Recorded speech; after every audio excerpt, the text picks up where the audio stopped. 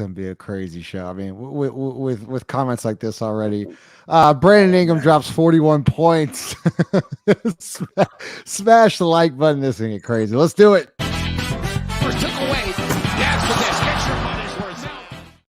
Presented to you by the Birdsall Lawfirm, the official injury lawyers of Pro Pels Talk, located at 19 Poydras Street by the Superdome. Give them a call at 504-523-5413 if you're someone you know has been involved in an accident. Birdsall Lawfirm, the official injury lawyers of Pro Pels Talk. Chaz, Ross, and Lito tonight after a just thumping of the Toronto Raptors, 138-100. My dog's here tonight. Absolutely. Make sure you smash the like button.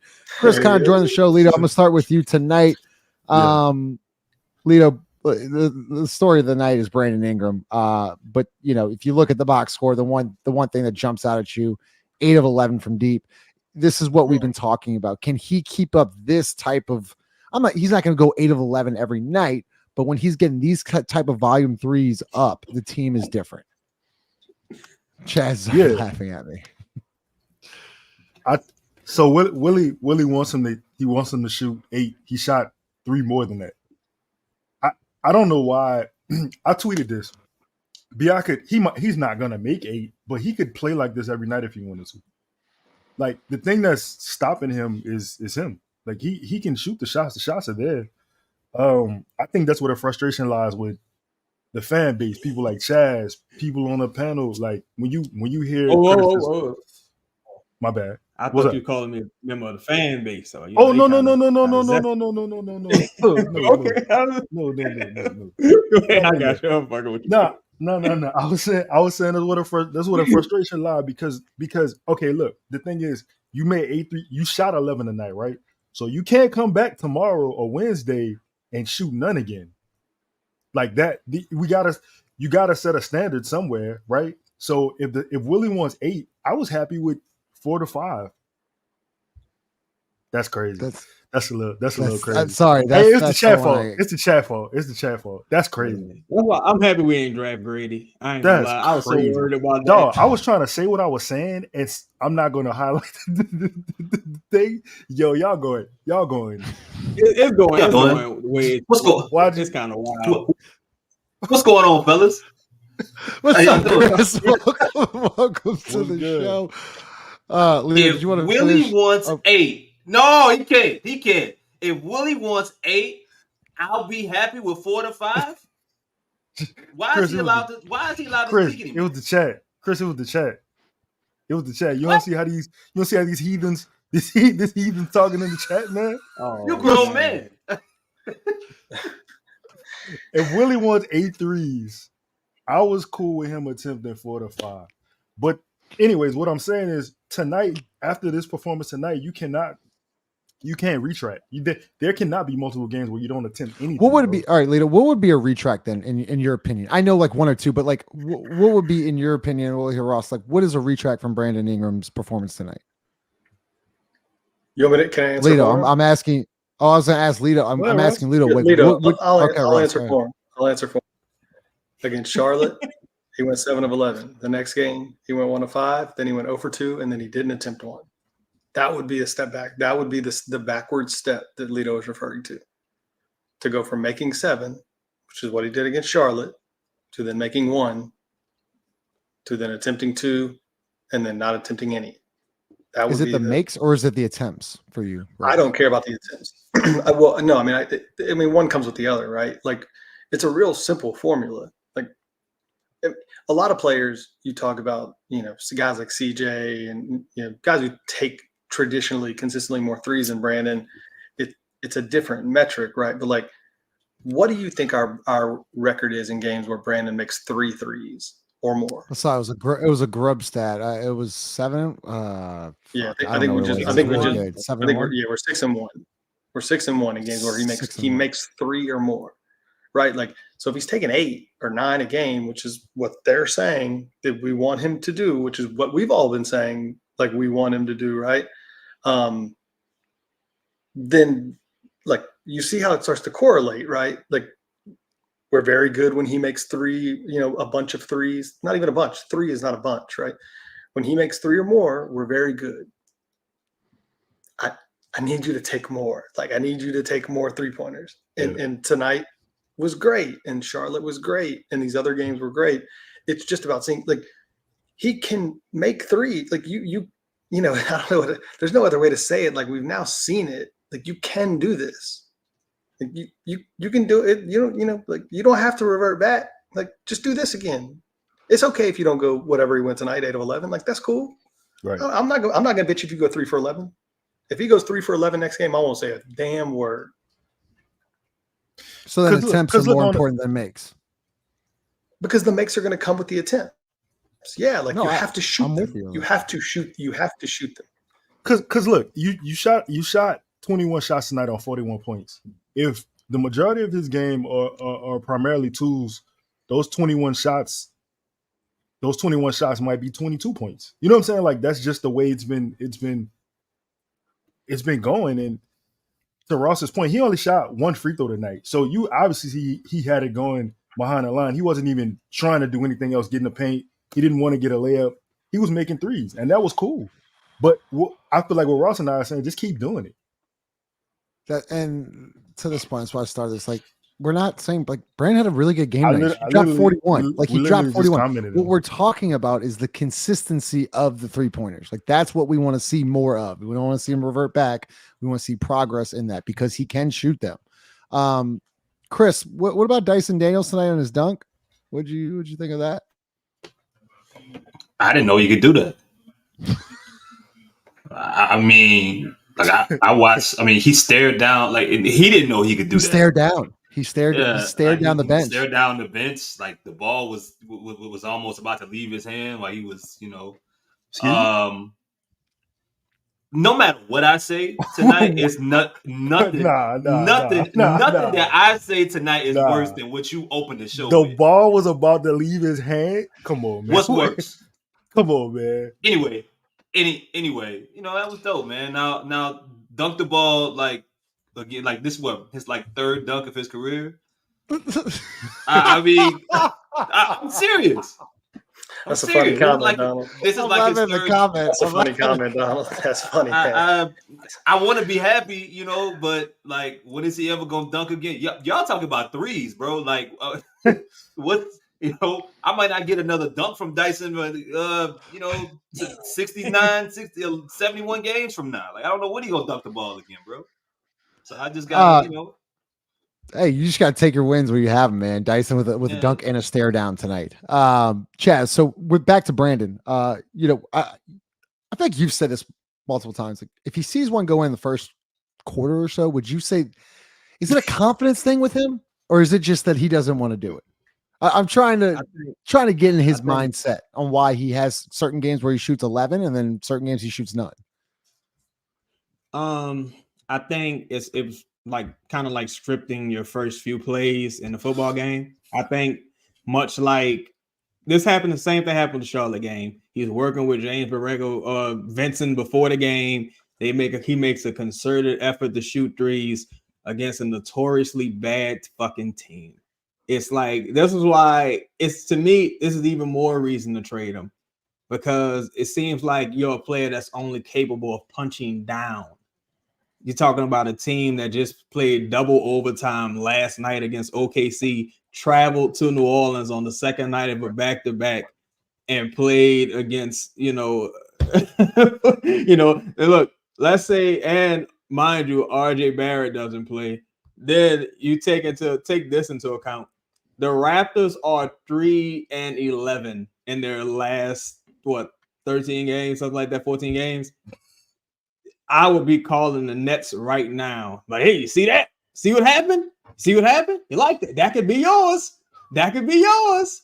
This is an opportunity. Like, because it literally just fucking happened against what's that team? Charlotte, right? Next game, I think 1 for 5 for Phoenix. Next game, no threes. No, next game 0 for 2. Next game, no threes, 0 for 2, 1 for 2, 0 for 2, 0 for 0. Like, so let me ask this, Chaz. Like, if he gets them up in LA, pause. Wow. If he gets up threes in LA, Chris, I caught it. Like you gotta give me some one credit game with there. a dude named Dick on it. You fools can't get yourself together. Man, Like that that. is kind of Matt, run the commercial. Run the Chaz, damn if he does against the Clippers on Wednesday and then against the Lakers on Friday, is that Shout out something to you'll see Brian, it trending? Shout out, Appreciate you, Brian. Brian. Is that something you'll see trending in the right direction? If he gets up 5 or 6 in his back couple nights, I'm not Wednesday, counting on a player who's played Right. one way for 8-9 seasons to change his game. It would be foolish of me. It's just like tonight. Like once I saw what happened with the Jose thing in San Antonio, I knew I was not going to see Hawkins no more. I'm not counting on people to change who they are and how they do things after so much evidence to the contrary. Like, again, he got up 11 shot threes tonight, right? Okay. Even when he went on that stretch, the fucking team was already up by 20. Like, it's easy to be confident and just let them fly in that context. That's why everything is about context. So it's just, to me, I'll be on the phone right now. I'm just get this over with, bro. I'm tired of this. Tired of playing. Lito, let's talk about CJ McCollum and then we'll go Zion. But CJ again tonight, 6 of 10 from deep, 7 of 12 from the field, 6 rebounds, 3 assists, 20 points. Once again, just another really good performance by him. There were a couple games where he was struggling. These last 3, I would say he was struggling.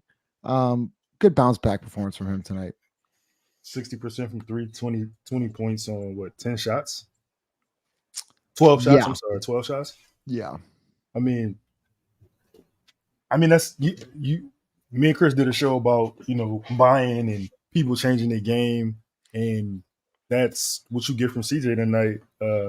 You get buy-in. You get a guy he shot 12 shots, 10 of them were threes. Like I saw a comment about this podcast wants guys jacking threes. That's what the coach wants, brother.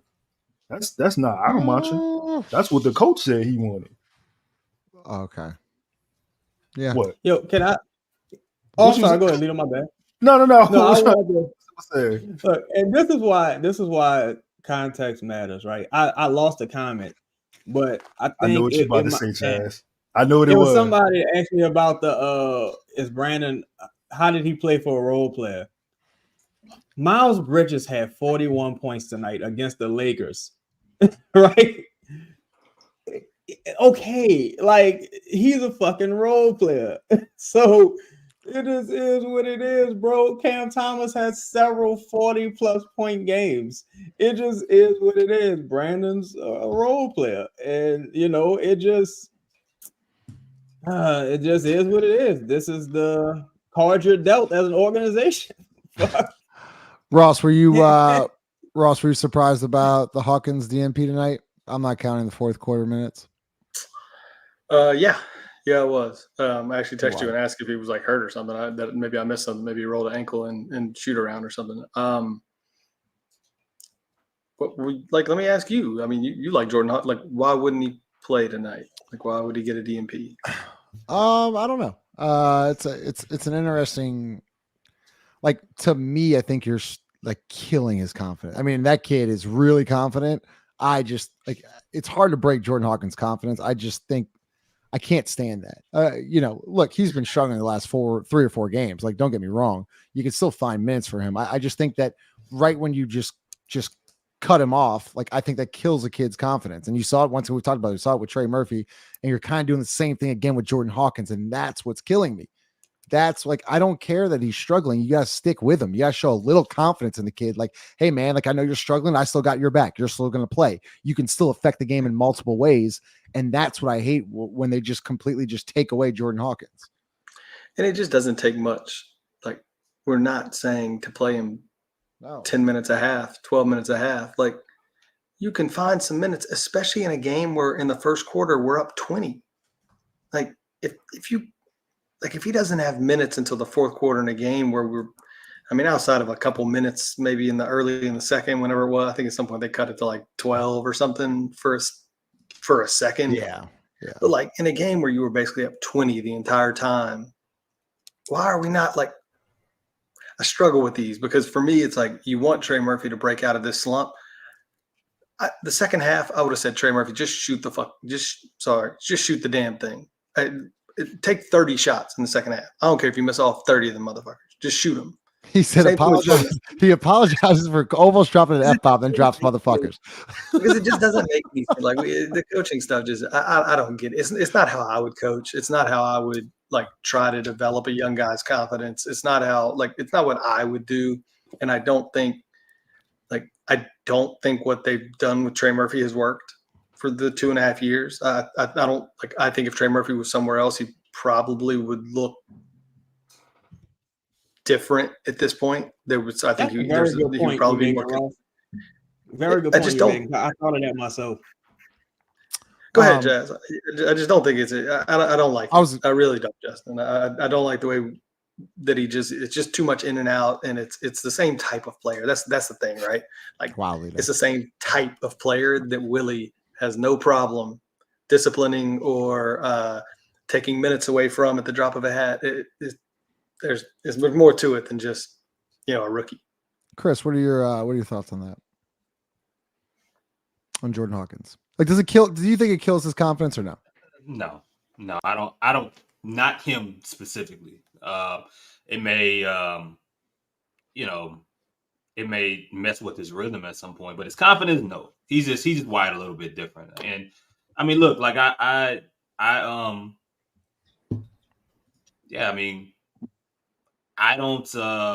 I think we do ourselves a disservice, even as a platform, as a show, of continuing to be confused by it. Like, this isn't ending. As long as this roster is the same way, as long as these people are healthy, and even sometimes when they're not healthy, we're going to be asking these same questions. These things are going to continue to repeat themselves. You know what I'm saying? So I wasn't surprised that he didn't play until late in the game. And to be honest, once they were up by 20, 30 points, it was what it was. Now, I'm more concerned or more interested in what happens and what's the approach when they play a really good team like the Clippers, who that game was the last game in which it was like, okay, this makes no fucking sense. Where he didn't play, Willie went with the a complete defensive lineup after they scored like 43 points in the first half. So if you don't play him then but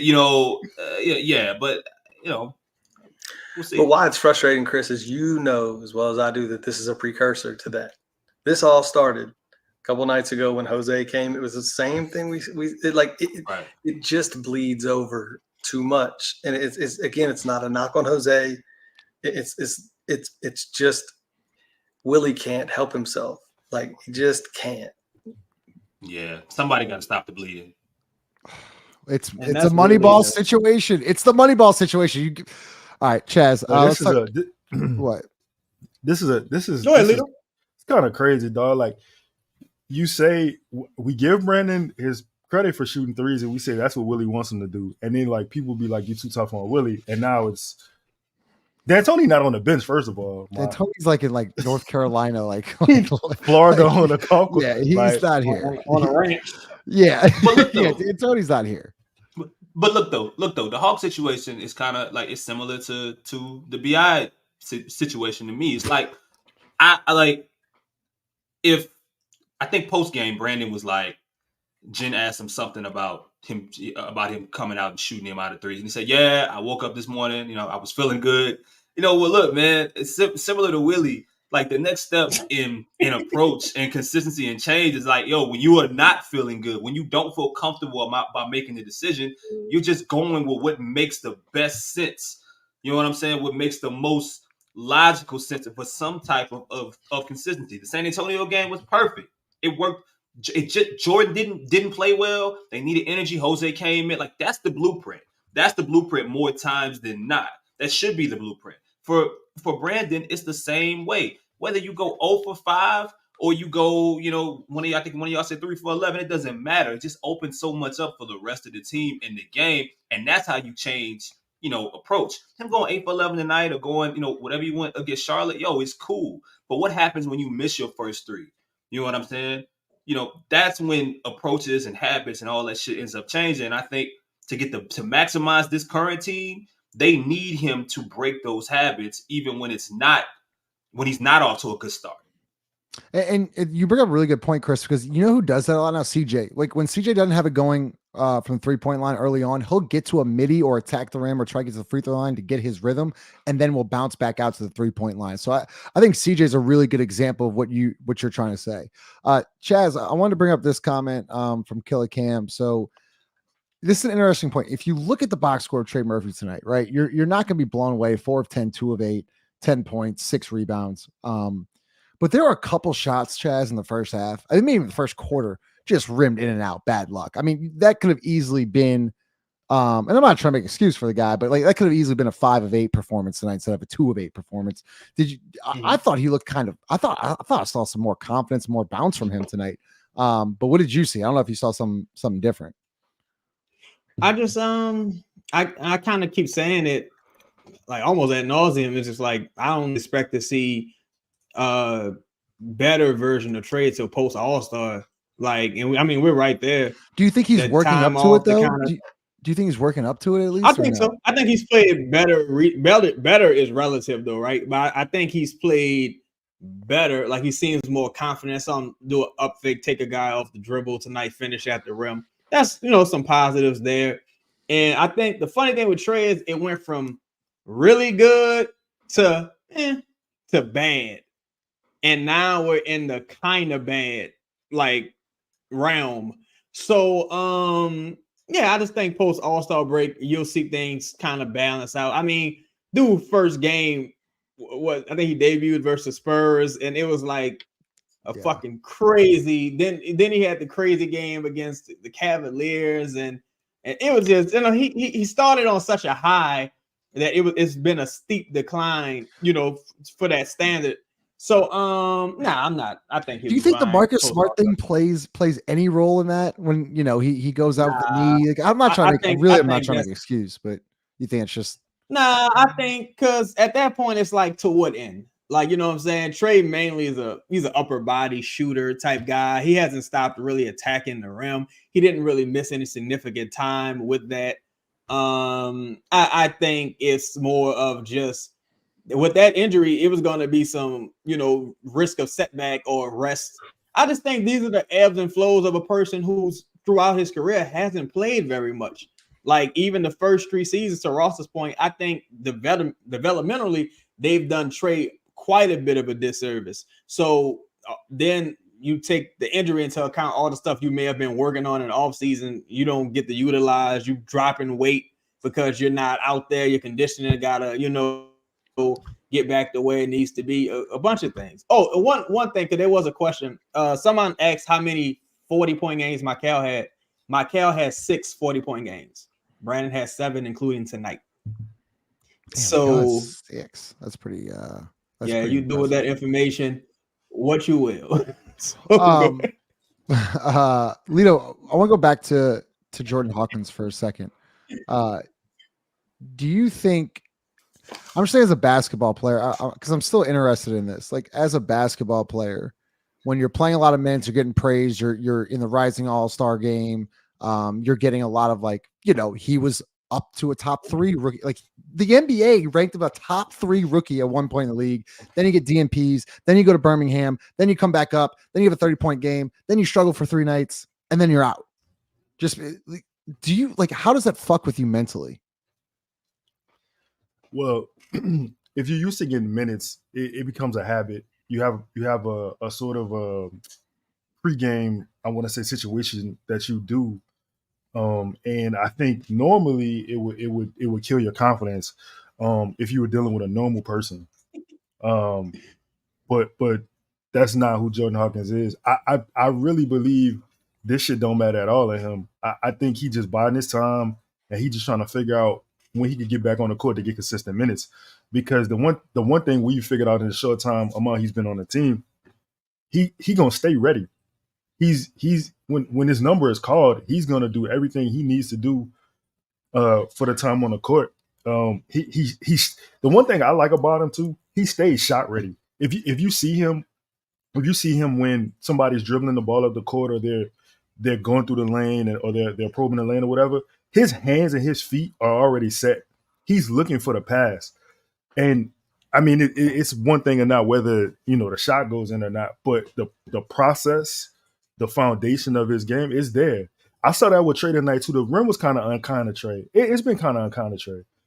I still don't like the 40-foot. Like I don't like the 40-foot jumpers. I really think he should cut that out. And maybe he starts the game getting a layup instead of shooting a 40-foot jumper. You know what I'm saying? Like just get a rhythm. I think that will help a lot. What was weird about the Trey's early threes tonight was that they were within the offense, and it's like he's putting himself back there. Like it's not a into the shot clock. Like let me just go find space wherever I can get it, and the ball comes to me and I'm shooting a deep three. It was like it's almost like he's setting himself up to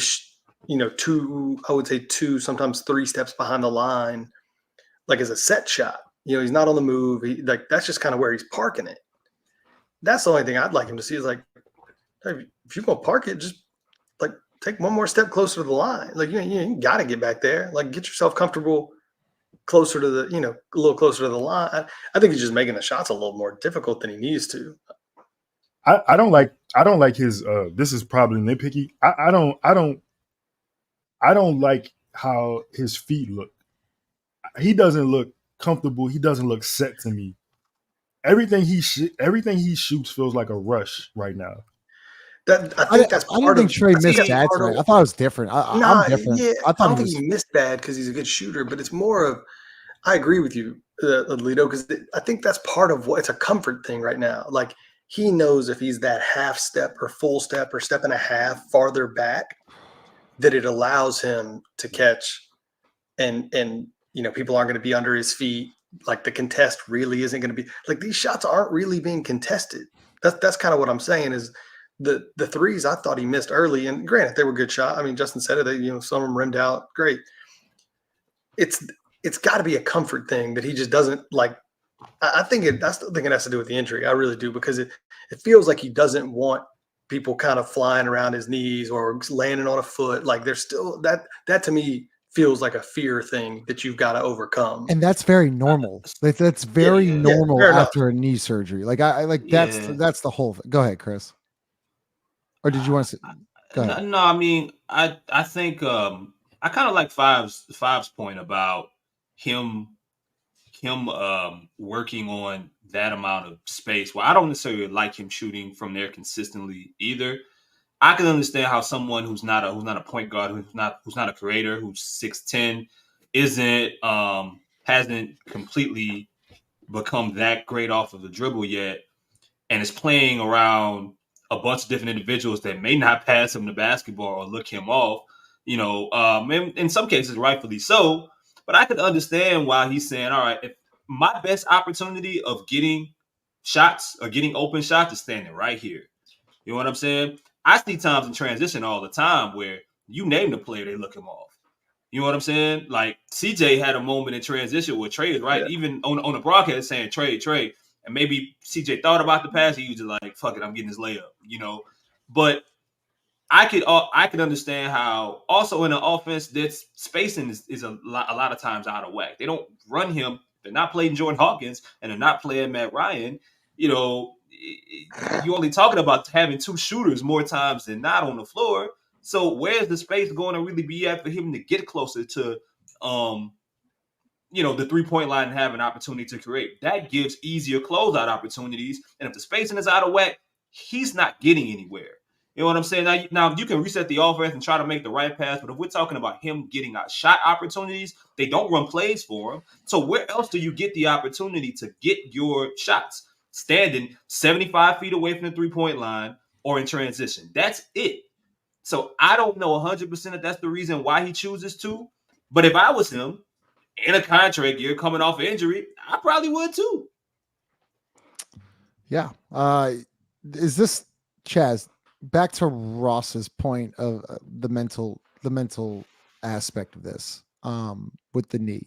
Do you think that could be playing any type of role in this? I feel like, look, Trey Murphy's not the Trey Murphy that we're used to, but like I think people are kind of overreacting it just a little bit on this whole Trey Murphy struggling. Yes, he struggled for 10 or something games, but once again, coming off and Trey, and I feel like we talked about this a couple weeks ago, Chaz. Trey literally said as he got injured, this is the first time of my major, like this is a major injury. I don't care where you like it's a torn meniscus or whatever. So something torn his knee. He had to go under the knife. It's surgery, it's rehab. That's a whole different process. Is this something that people really aren't I guess calculating on why Trey might be struggling a little bit?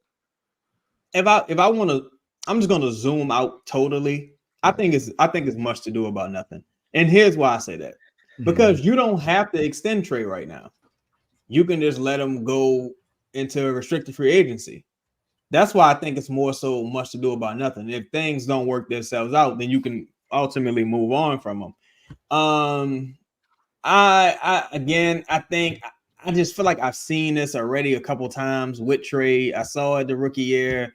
I saw it last season, and I'm seeing it now. And it's kind of like the most concerning thing for me would be defense, rebounding, stuff like that. Like when things, how you impact the game when you're not scoring.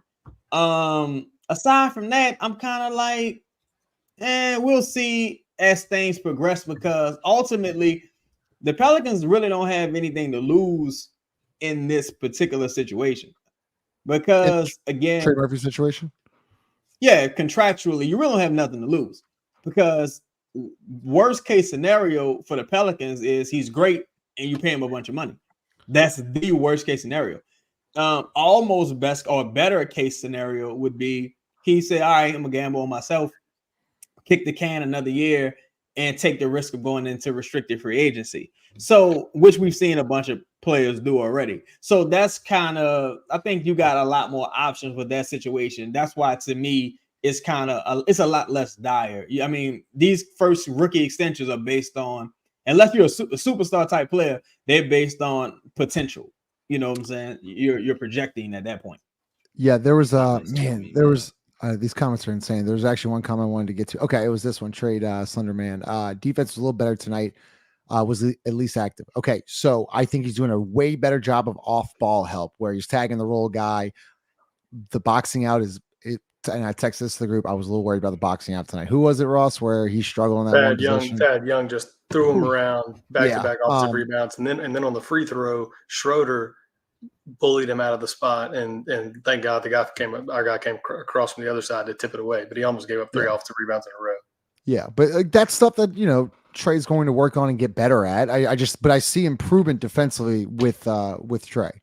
Let's go to break here for a minute. We got 303 people in the room. Make sure you smash that like button. Let's hear from DraftKings for a minute. Then we're getting to y'all's comments and questions for the show.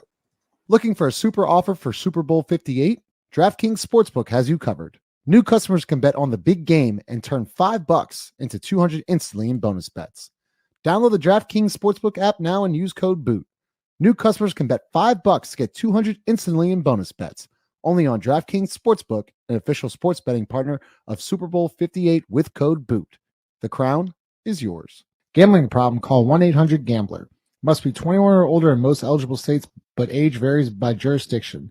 See DraftKings.com/sportsbook for details and state-specific responsible gambling resources. Eligibility and deposit restrictions apply. Bonus bets expired 168 hours after issuance. Terms at sportsbook.draftkings.com/basketball terms. All right. I was going to go to Chris. We'll start with Lido. From Walter. Turner, appreciate your comment, Walter. We're not going to talk about CJ's bad defense 4 or 5 games in a row. Have you noticed, Lido, anything defensively wrong with CJ these last 4 or 5 games? I mean, I don't pencil in CJ as a lockdown defender, but maybe I'm not seeing something. Walter, CJ is a bad defender. Sometimes you just got to say it, though. Like, you're just not Walter, he's not good at defense. He tries. There's effort there. He gives effort. It's an attempt, but my dog, he not good at defense. There's no way to even like sugarcoat that. It's just is what it is. He's a very below average defensive player. Okay, fair enough. Let's go with Chris, I'm interested to hear your thoughts on this, Chris. Like that they started playing, or that they started with playing through Zion. That's improvement. Chaz has talked about it ad nauseum. But Chaz, who was the coach that said that they drop a play? Was it Jokic? Was it Malone? Yeah, that was Drop Mike the first Malone. play. Yeah. Chris, what have you seen of his last couple games? They've been playing through Zion early. And if so, Justin, do me a favor. What's the question that you got up? What's the brother's name? it's Killa Cam. Appreciate that. Yes. You're such an asshole. All right. Chris, I gotta show you. Chris, we should probably share my text messages to you tonight about the Grady Dick was pretty wild. I almost blocked you, bro. Yeah, I know. Also, I mean, this gonna be a boring answer, but it's similar to Brandon and similar to Hawkins. Like, it's cool when these things happen, but it's not improvement till it's consistent to me. You know what I'm saying? If it's a one-off or it's only convenient, against certain teams, then it doesn't mean that you're really progressing anywhere. Unless Brandon or CJ has a crazy matchup or advantage. But yeah, I mean, that's not progression to me.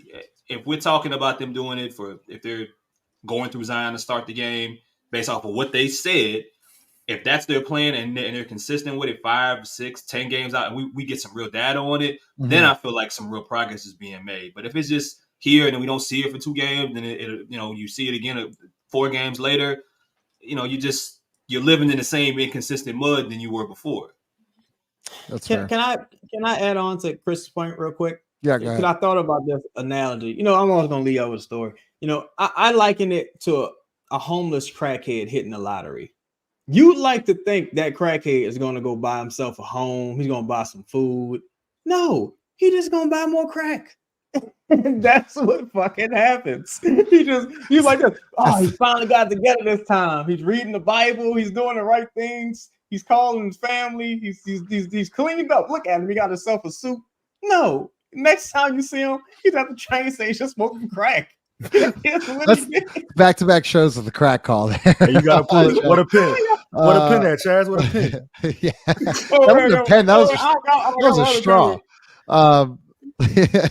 Lito from Jeremiah. 2 questions: can Jared Allen or Mccollum be the second best player on championship team? And what is y'all's opinion of Jonas Valanciunas having a horrendous game on both sides of the ball? That's a funny question. That's a cheap shot. No, dog. JV took a trade. Yeah, why you had to do that? You ain't had to end the question like that. There's always a bad matchup for JV. Portal kills. Always. For whatever reason, bro. Like he just, yeah. Can Jared Allen or Mccollum be the second best player on the team? I don't think so. Okay, who's the best player on the team? Is my answer to that? Like Is we talking like prime LeBron or some shit like that? Because I'm gonna say no if not. Like okay. I don't see them being the second best player on the team and we win and them winning the championship. Okay, and then what about? Are you just gonna skip the Jonas Valanciunas question, or are you? I mean, he was 4 for 14. What? It was bad. It was a bad night tonight. He was not. Jeremiah Jonas was not good at basketball tonight. He was the opposite of good, and in 20 minutes he got a double. So I guess you gotta take the good with the bad. So shout out to whoever told me Jonas was the worst rebounder on the team last stream. It's crazy world we live in. Wow. It's follow me, and then they followed me to Twitter, and it was like, but yeah, man, he didn't play well, Jeremiah. He did not play well. He was still a plus 13, but he didn't play well at all. I mean, I think I could have been a plus 13 out there tonight. I mean, Toronto is terrible. Blowout, yeah. Ooh, Toronto was tough. Let's see. There was one question I'll start over here. Y'all got anything? Why you find that question? Yeah, go ahead. What about my man Cody Zeller on the alley-oop? How Chris did fucking. I really thought I was gonna get something. I can't believe you. I really thought before Chris. I saw it, bro. I saw it. I went. Lito's nonsense to start the show. I think threw Chris for a curveball, but he let you off the hook. Because I wasn't even gonna say anything about Matt Ryan sitting over there, and he looked like he was going to Bruno's after the game or something, or like just a random run of the mill white guy bar, like just I don't even. He might have gone straight to Lucy's over there with his pullover and the jeans on. But, shit, man. Hey, I got it was nice knowing Matt Ryan. Yeah, that's crazy. Yeah, rest in peace, Matt Ryan. Pour one out for him. Yeah, seriously. When's Carlo getting here? Is Carlo getting his spot? Carlo is here, was in the building tonight.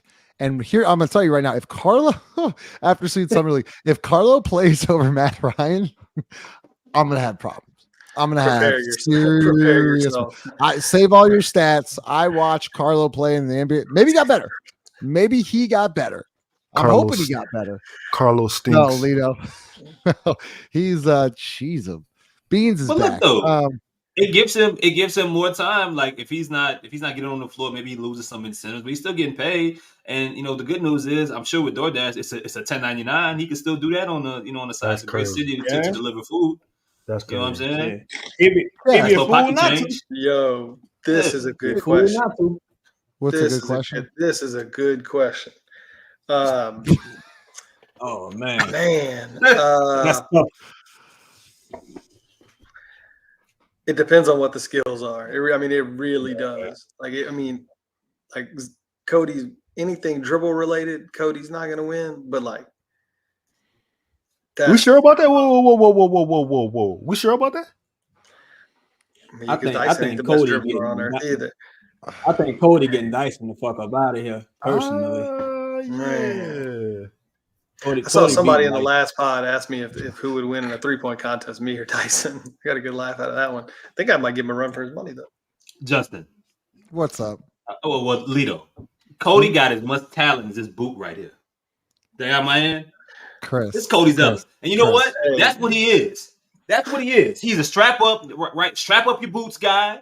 You know what I'm saying? Goes out there, sets good screens. You know what I'm saying? But that wasn't even a work, Tim. That was that was a going out, Tim. That wasn't even a work. I'm trying to listen. I'm trying to give him credit. You know what I'm saying? I'm trying to look. Cody's all right, man. But I just want to point out, and I would hope that this is an example for you for how you feel about Matt Ryan. When Cody Zeller had a few good games, you were telling me how great he was. Greatest backup big in the world. Right next to Herb Jones. No one's better.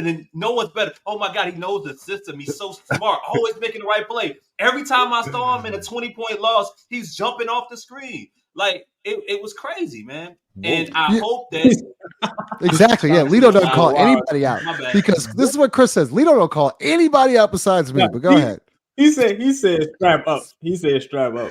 Because I was like, you damn well know that Chris also had multiple pause moments in his little rant. You didn't say a fucking word either. Both of y'all. It's unbelievable. I probably didn't hear it. Justin, why you ain't pause? Why you ain't pause him, Justin?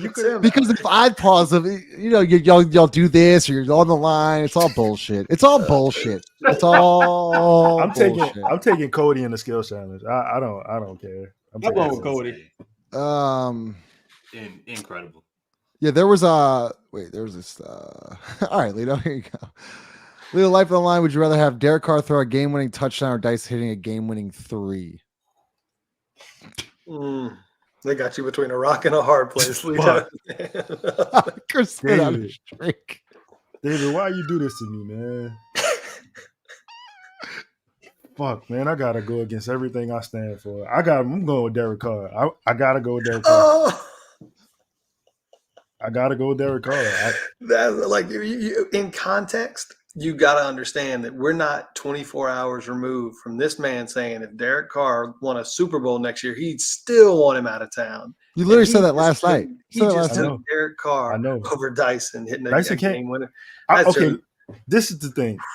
Derek Carr can throw a football, which is the prompt. I'm not saying he can throw it accurately. What, Chris? What I said? He can throw a football, which is the primary goal in football. Dyson plays basketball, and he can't dribble.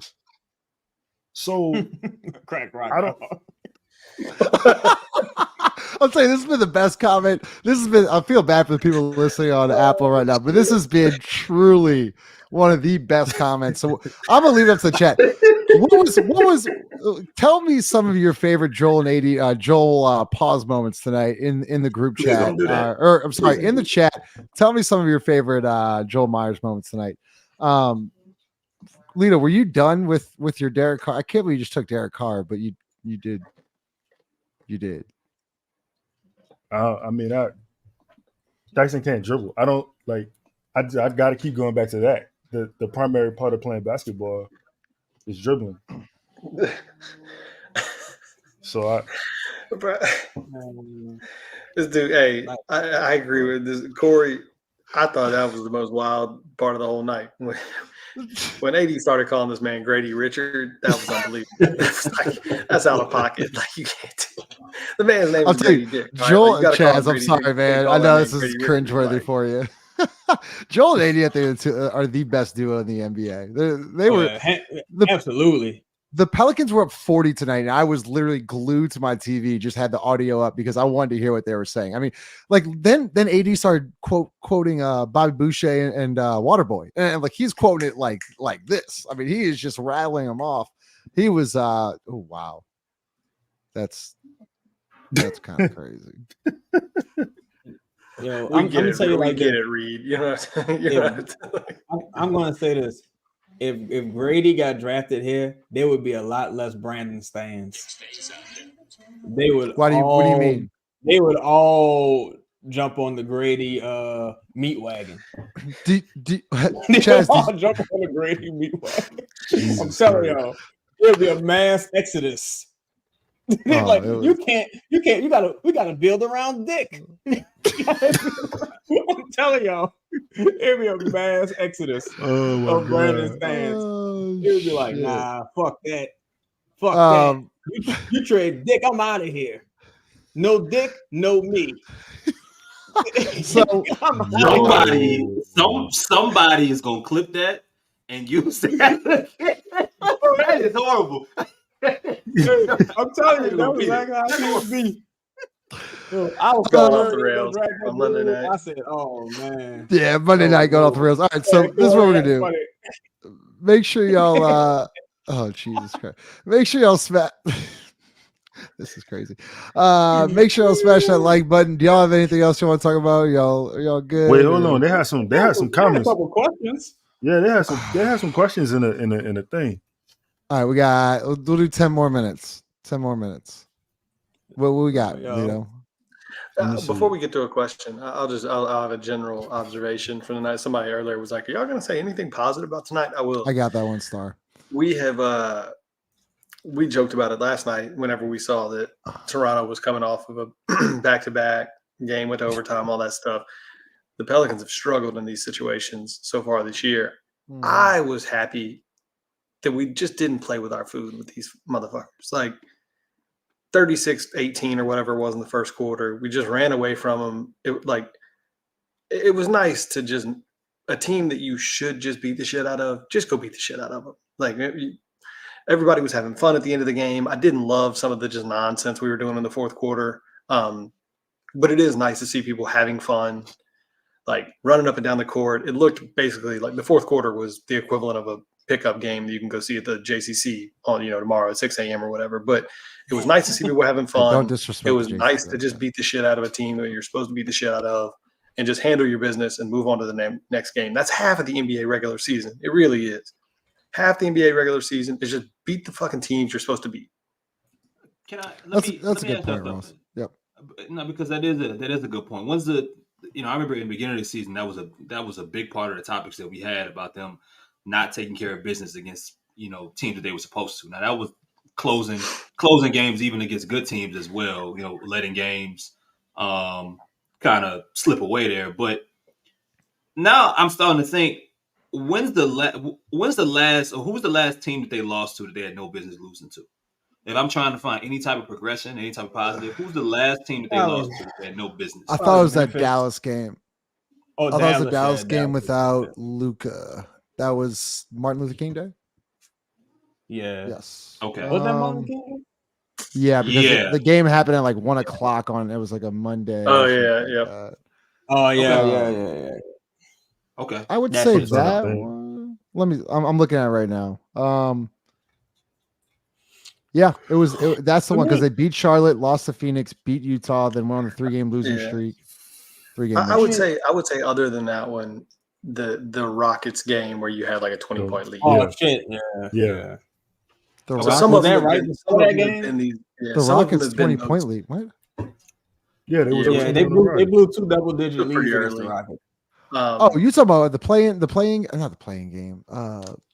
Fuck. It might have been in-season right tournament before the game? like. To me, losing twice to Memphis the same fucking way. Then you had the Jazz games and. But I think Chris, you're referring to like games that when you're going into the game, it's like, hey, like a game like tonight or a game like San Antonio. They're up.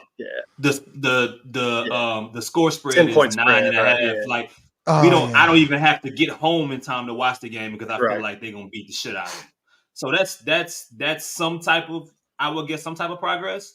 I know the San Antonio game was a game in which it was closer than it should have been, but the fact that they aren't losing these games and they're learning how to, in the Utah game, they beat the hell out of them at some point. You're having more and more of them to where now the conversation is signaling towards, well, can you do it against good teams? Yeah. If I had to pick any type of positivity, that would probably be it. Because and just to double down on that, Chris, for me, I don't think we've played all that well this year, but that's why I say half the regular season is just winning these games. That's how you end up at 29-21 or whatever. Like just go beat all the shitty teams that really aren't trying to win games. Yeah. And you like it's almost impossible to not win 45 games. And you responded with a losing streak. Yeah, you responded with a losing streak with a winning streak. Like you lost 3, you stopped the bleeding. You're now on a 3-game winning streak heading into. Let's talk about LA. Let's talk about Lito. Let's start with you first. Clippers on Wednesday on ESPN, then Lakers on Friday on NBA TV. Prediction: 0-2, 2-0, 1-1. 1-1. That is something right there. Who do they beat? They beat the Lakers. Really? Yeah, they stink. Okay. Chris. The Clippers are. Oh, my the bad. Clippers are the best team in the league right now. No, go ahead. The Clippers are the best team. In the league. Yeah, bro. I tweeted tonight. I said playing all of this. They great. I'm just asking. Yeah. I tweeted tonight. I can see them going to the finals. I think I can see them going. Like because they still got ammo to make a move, man. That's not their final roster. That ain't their final roster. That's a tough ass team, man. If Kawhi's gonna be playing this elite, you got Paul George and James Harden and then Westbrook. Like, are you kidding me? That's crazy. That's a really good team. You know what, man? I think I kind of see it the other way. I think it's gonna be 1-1. I think that they can beat the Clippers and they'll lose to the Lakers. Because really, because not to say I don't think that the Pelicans are equipped to beat the Clippers in a series, but I think if you've been watching, like the Clippers they've been on a hot streak as of late, putting together a lot of points. Today they scored over like 140. I think today was like the end of like this long road trip that they typically have around Grammys time, and they're gonna be getting back home, and at some point they're due to lay an egg. I think the time the Pelicans beat the Clippers, they're a little bit different now, but the time that they beat them was in Los Angeles. They weren't. It's funny, Chris, you're saying this. They weren't different. They were just beginning to play together because they had James Harden in that game in LA. Yes. I mean, I think that's the kind of game where the Pelicans have something to prove or be a little bit motivated after being embarrassed last time, and they'll win, and then everybody get excited. And they'll play the Lakers, the less talented team is currently constructed, and then they'll lose. But to me, there's no way they lose both games. So if I had to pick the ones that make it's never the games you think that they're gonna win or lose. Typically, that's not how it works against the good teams. Like you didn't think that they would beat the Minnesota team on the second night of a back-to-back. Nobody would have predicted that, and they beat the hell out of them. So I could see them going into beating the Clippers and then losing to the Lakers a couple of days later. I mean, it makes sense. Chaz. I think they beat the Clippers. The Clippers don't, with Zubac still being out, they don't have any interior presence, and I think that's the way to beat the Clippers. Like I think even with Zubac, it's like a cool matchup. Well, fuck, that was before Harden started playing how he playing now, and now you got Coffee playing. So, damn, I don't know. But I think the only way to beat them is on the interior. Oh, Zubac is back. Well, I don't know. Yeah, I'm still going to say Plumlee's still I'm playing. still give it to the Clippers. Yeah, I don't know if he's back. He must have came back tonight. I know they said he was close. He didn't play. He didn't play tonight. You know what? Fuck that. I'm gonna say. Oh, I'm gonna say Pelicans 2-0. Oh, you're gonna be on back to back. I think I did see that. Up. Yeah, I'm gonna say Pelicans 2-0. Okay, Ross. 1-2. Nope, that's 3 games. So we got 2. Are you counting Portland? Yeah, I'm counting Portland. Is that on the road? I think Portland beats us. Portland beats so us. it goes Clippers Wednesday, Lakers Friday, back to back, and Portland Saturday. Yeah, we're gonna lose in Portland. Dog. If they lose to Portland and Scoop goes crazy, hide and watch. If they lose to Portland and Scoop goes crazy and Brandon don't play well, oh my God, it's gonna be, bro. That's a game. This just feels like a game. I agree with you. I actually think. I think even fully healthy. I kind of think we're a weird matchup for the Clippers. I don't think they have, even though they've got some great wing players, they just don't seem like they have a true somebody that can affect Zion in a way. He's just. I like the matchup against the Clippers. I hate the matchup against the Lakers, which is I don't feel good about that one. And that game in Portland just feels like a game we lose. It just feels like a game where DeAndre Ayton has 22 and 14 for some weird reason, and Jeremy Grant plays well, and Malcolm Brogdon's good, and Scoot Henderson's giving you the double bird indirectly. It just doesn't feel like a great game. Feels like a game we would lose. That's your third game road trip. Nights. Yeah, third game in 4 nights just feels like a game we lose. I think they're beating Portland, man. Portland just started Chris Murray. Yeah, they just started Chris Murray the other day, man. You can't go in there and lose. Oh, they might. Oh yeah, because Jeremy Grant, they're still around 500 at home. It's not I don't think it's just it ain't a roll the ball up type of game. I'm telling you, I'm not saying it's a cakewalk, but they shouldn't lose, man. They shouldn't lose. I think they go 2-1. They beat the Lakers and Portland. They win back to back. The Clippers. I mean, me and Lito over there, man. The Clippers fucking look like the Avengers. Clippers are fucking. Yo, I was just looking around this team is really fucking good. Hey, you gotta make a lot of threes to beat the Clippers. Bro, James threw a lot. Bro. He threw an alley to Westbrook. Dog, all the L went out the building. It was just that was middle of the second quarter. I was like, this is over. This is over. Yesterday, Westbrook. Oh yeah, because the Clippers on the back to back tonight. Yesterday, Westbrook missed a dunk. People look at his athleticism leaving. Tonight, this motherfucker must have dunked 8 times. I'm talking about, he looked like prime Westbrook tonight. He's a bad dude, man. Hey, and also, yeah. Go ahead. What you about to say? Well, I was gonna say, it reverts back to what we said earlier in the show. Is yes, there's a reason why we're upset with Jordan Hawkins, because when you put out those defensive lineups with Dyson, Larry, Jose, Herb, and such. Against elite teams, you're going to run into trouble because no matter what, you cannot stop the Clippers. I don't care how many good defenders you have. These guys are playing at an elite level offensively right now. So you have to match that with scoring and pray that you just get you string a couple stops together. So the way, Chaz, to your point, the way you beat the Clippers is you got to hoist up a lot of threes and you got to rebound the basketball. Tonight, great. It was great. Yeah, you got to hope they miss. You got to clean the glass. Yeah, you gotta hope. You know what's crazy? Across the board, we all pretty much just said we think we'll beat the Clippers. Y'all know when the last time we beat a good team was? It's been a full month since we beat the Kings.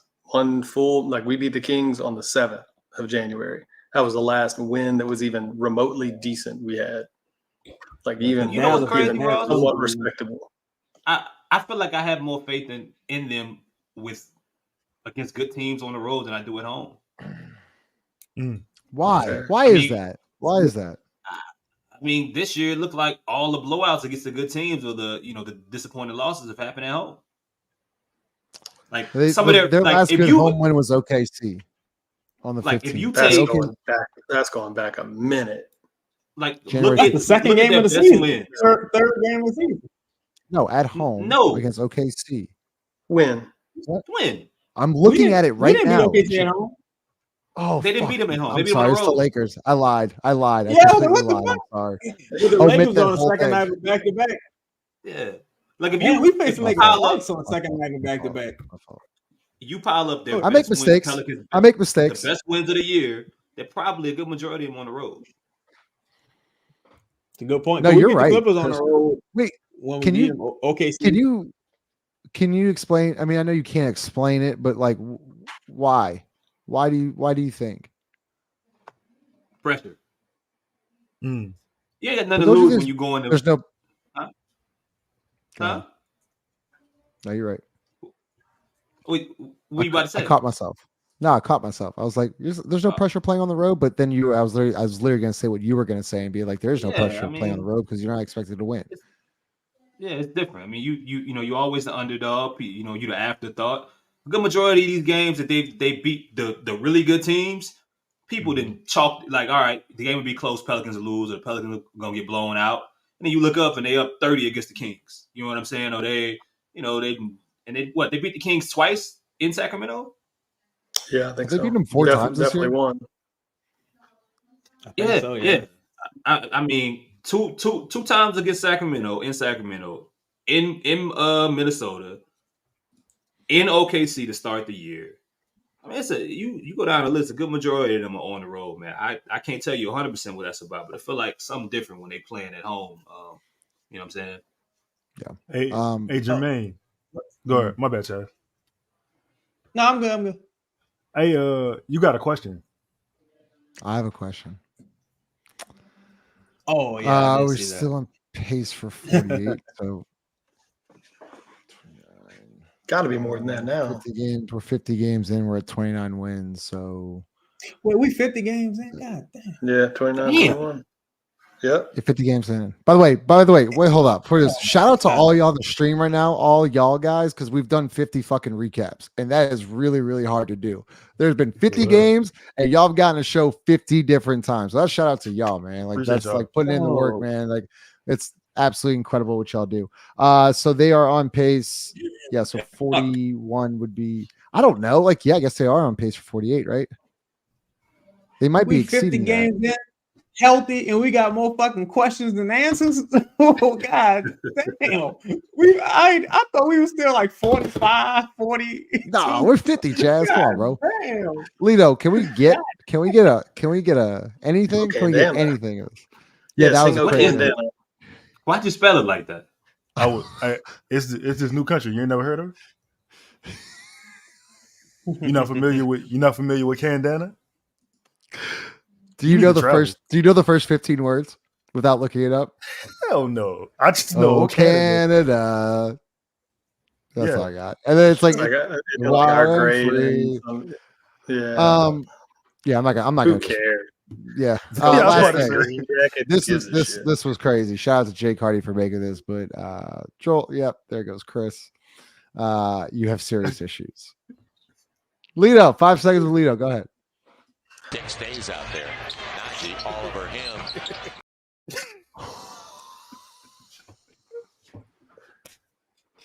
That's insane. I don't got nothing. I'm not I don't know what's following going that. on. Make sure not y'all following smash that like button. Someone's playing. Go Smash. ahead. Like, smash that like button. We'll see you on Wednesday night. Later.